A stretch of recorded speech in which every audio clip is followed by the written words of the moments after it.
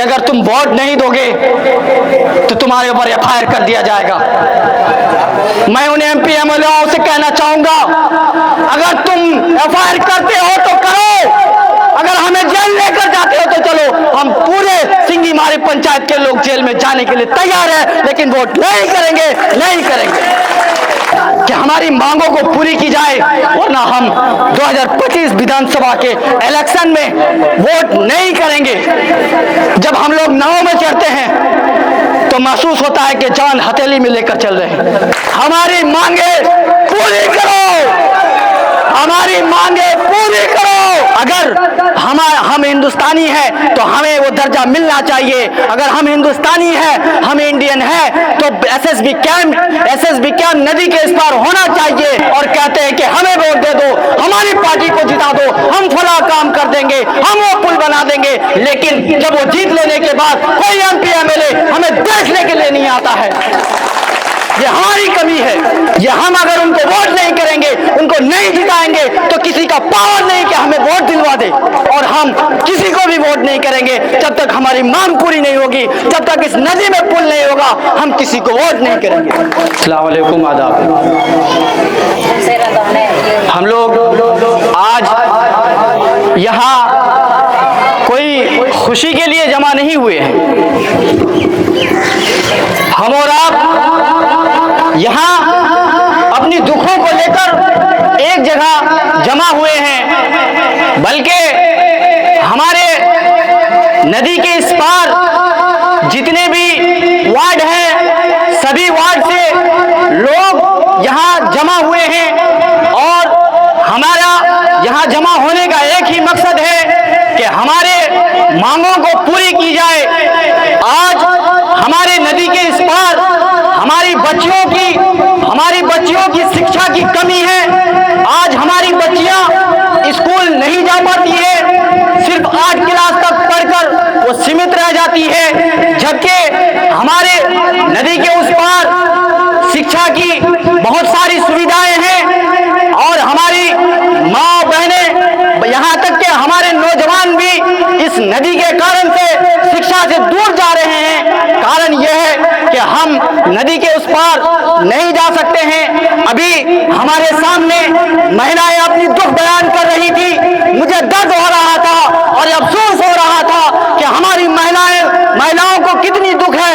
हमारी महिलाएं आज परेशानी में हैं। आज नदी के इस पार हमारे अच्छा से अच्छा हॉस्पिटल नहीं है। आज हमारी हॉस्पिटल के लिए हमारी माँ बहनों को खटिया में उठाकर, चार पाए पे उठाकर ले जाया जाता है नदी के उस पार। कितनी दुखद की बात है कि हमारे नदी के इस पार एक भी हॉस्पिटल नहीं है। हमारे नदी के इस पार शिक्षा व्यवस्था सही नहीं है। हमारे नदी के इस पार हमें और आपको यहाँ आने का, अपना राशन लाने से भी अगर हम अपना राशन लाते हैं तो एसएसबी द्वारा रोका जाता है। एसएसबी द्वारा हमें टोक दिया जाता है कि तुम ये सामान कहाँ लेकर जा रहे हो, जबकि हम इंडियन हैं, जबकि हम हिंदुस्तानी हैं, लेकिन हमारे सामान लाने में भी हमें रोका जाता है। इसलिए मैं सरकार से मांग करना चाहता हूं कि अगर हम हिंदुस्तानी हैं तो हमें वो दर्जा मिलना चाहिए। अगर हम हिंदुस्तानी हैं, हम इंडियन हैं, तो एसएसबी कैंप नदी के इस पार होना चाहिए।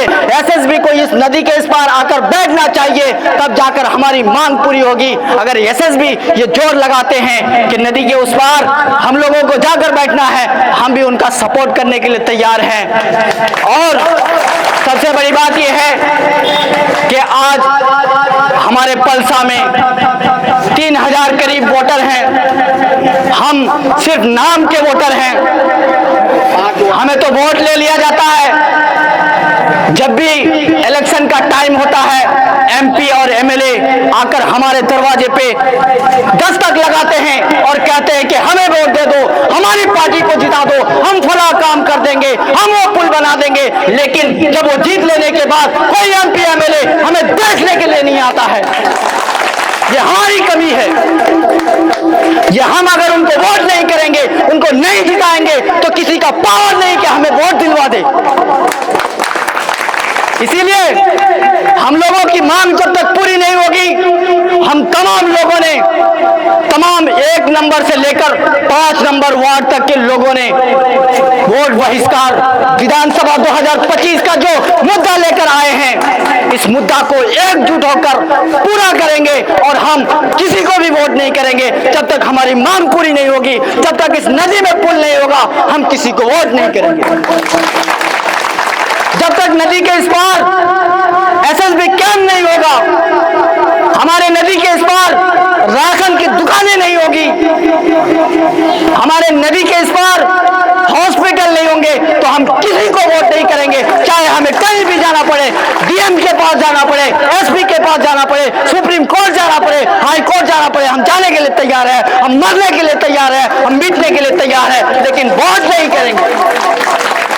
वोट करेंगे अगर एक ही शर्त पर कि जब तक इस नदी में पुल नहीं होगा हम वोट नहीं करेंगे। भाई, क्या हम सब एकजुट होकर इस मुहिम को आगे लेकर जाएंगे?